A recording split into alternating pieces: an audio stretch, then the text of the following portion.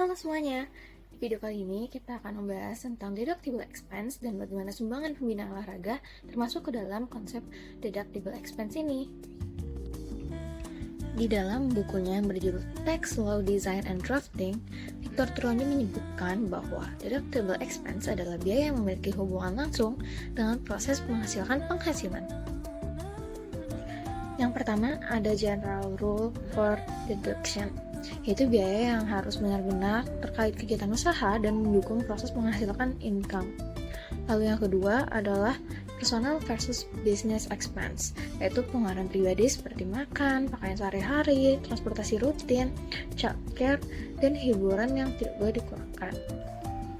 Lalu selanjutnya adalah borderline expenses, yaitu untuk biaya bercampur pribadi dan usaha seperti entertainment.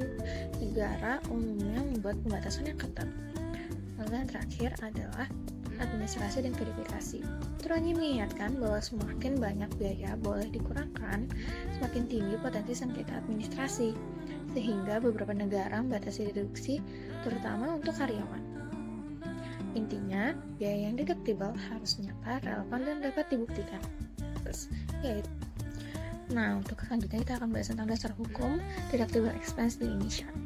Yang pertama adalah di dalam pasal 6 UU PPH diatur tentang deductible expense, biaya yang boleh dikurangkan yaitu gaji, sewa, bunga, perjalanan dinas, promosi, dan biaya lain yang berkaitan langsung dengan usaha atau biaya 3P.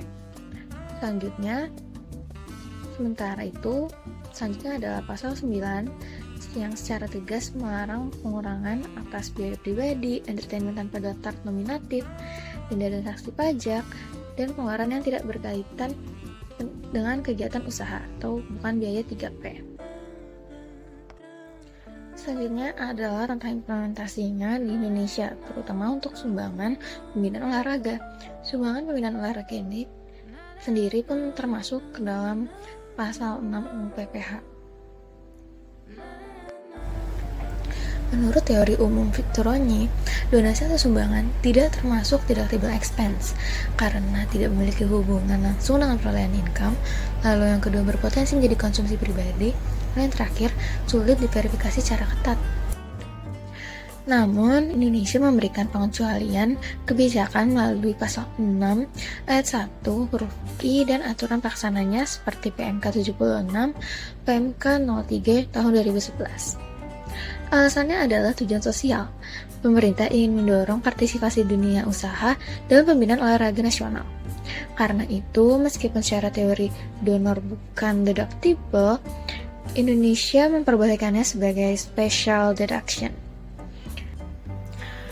Agar sumbangan pembinaan olahraga ini dapat dikurangkan, wajib pajak harus memenuhi syarat formal, termasuk memiliki tanda bukti penerimaan sumbangan sesuai format PMK 76 tahun 2011.